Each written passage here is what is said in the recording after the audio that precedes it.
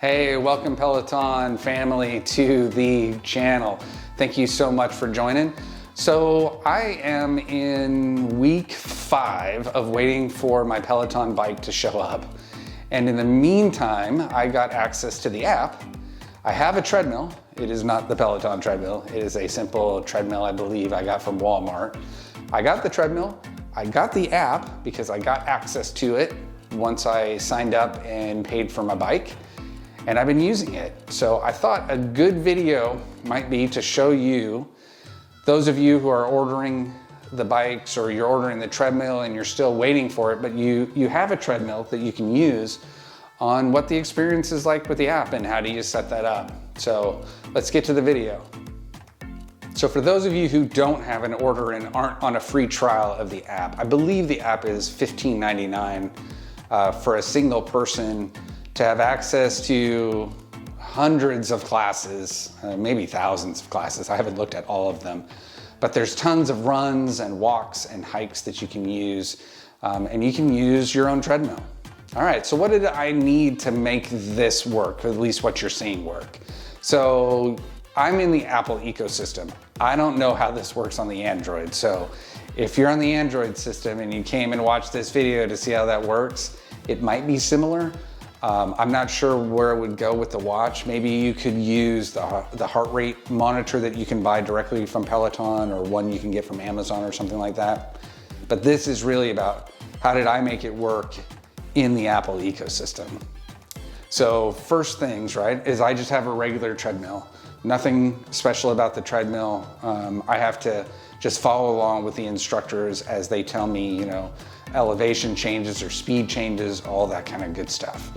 And I can't see that stuff on the watch, right? So it doesn't track elevation changes because it doesn't know what the treadmill is doing.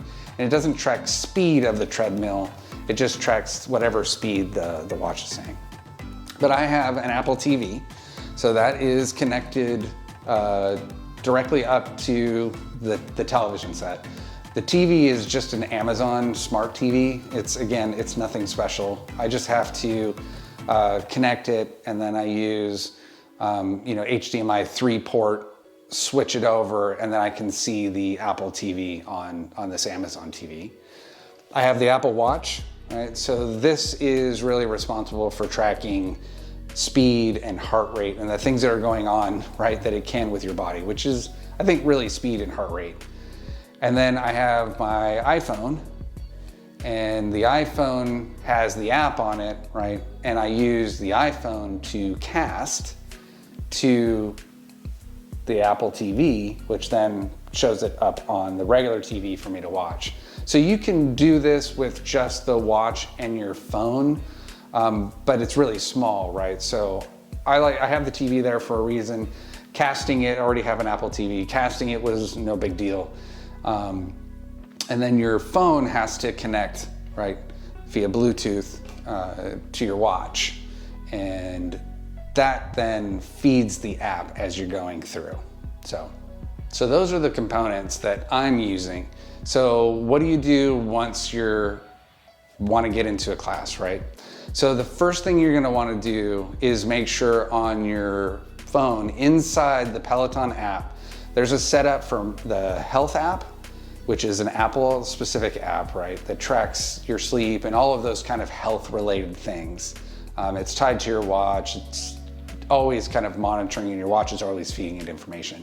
And then there's a setup for your watch also. So the watch can act as a heart rate monitor. And when my Peloton bike does arrive, I'm going to use the watch as a heart rate monitor for that purpose. So make sure to set those two things up. Then once you're ready and it's all set up, hop on your treadmill and then open the Peloton app. You can pick a class, right?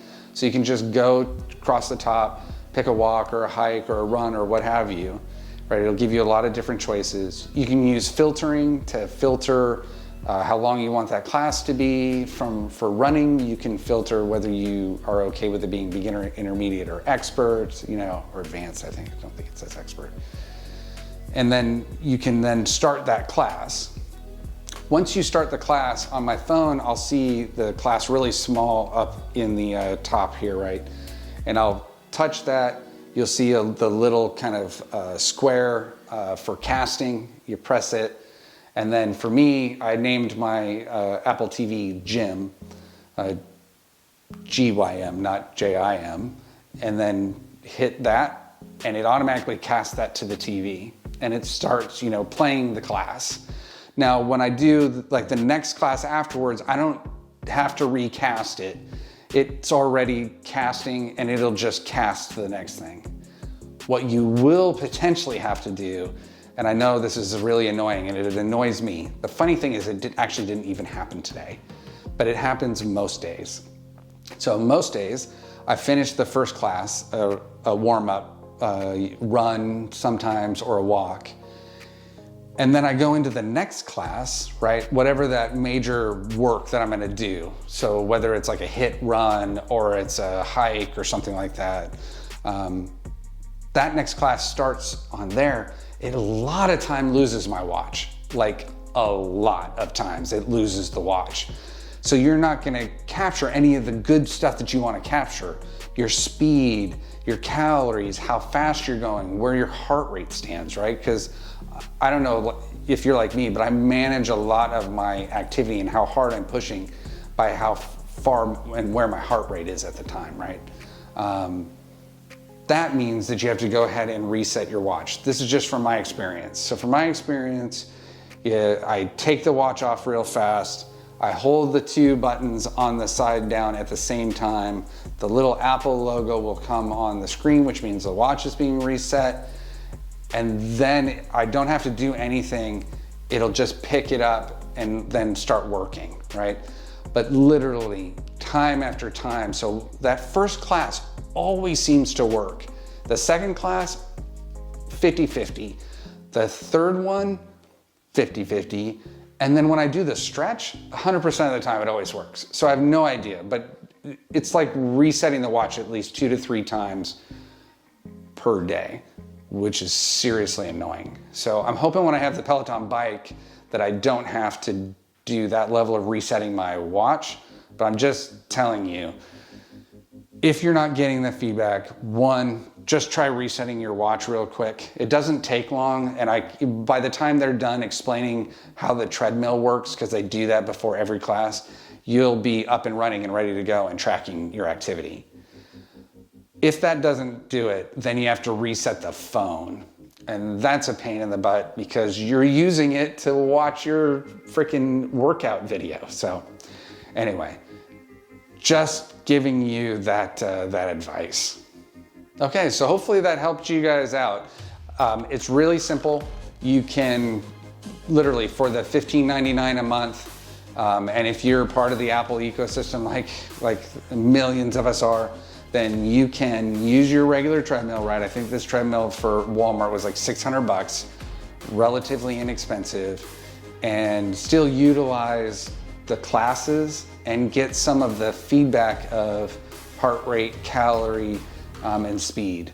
What you don't get, right? So what do you not get in that? You don't get elevation. So if you do the hikes, and I do like the hikes, and if you haven't tried some of the hikes, they're good and they are hard, right? If I look at the calories from the hikes and the runs that I do, they are very similar. So you can get a good workout on the hikes too, right? Just depends how much work you're willing to put in.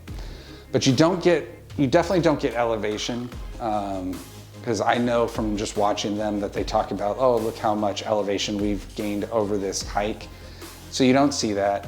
And then this is an inexpensive treadmill. So they'll go on the hikes, on some of the harder hikes, like up to a 15% incline. This one will only do 10, right? So you just have to do your best, right? It's 10, which is still hard.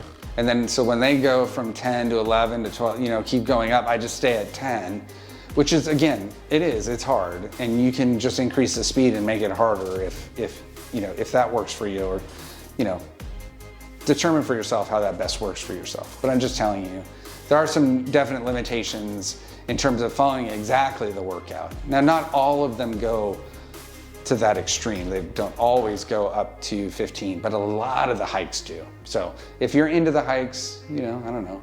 I definitely, their treadmill looks really cool and does some things that this one doesn't. Speed-wise, this really can't keep up in speed either, right? The belt tends to grab when I'm going really fast on it, especially like in hit runs where you're actually sprinting. I'm guessing the way that the belt that they're using wouldn't do that. But then again, it's also a $2,400 treadmill, and this was like a $600 treadmill. And I can use this with the app and get 90% of the experience, I think. So, your choice, obviously. I imagine once I'm got the bike and I'm seeing all the different things that Peloton does being integrated directly, that once this dies, I'm sure that'll end up being a Peloton Tread at some point too. All right, well, thank you guys so much for watching, Peloton family. Hopefully you'll come back and watch some of the other videos. If this video helped you out, I would appreciate a thumbs up. If you have any other feedback of things, because I'm relatively new to this and I don't have any other Peloton stuff to compare it to, I can only tell you how I'm doing it, but it is a way to see if you like the Peloton classes for a minimal expenditure, $15.99 a month, and utilize your own gear and see if you like it, right? Maybe it's a good way of determining if you want to get the treadmill in the first place. So thanks again so much for watching. We'll see you in another video, and take care of each other and take care of yourself. Peace.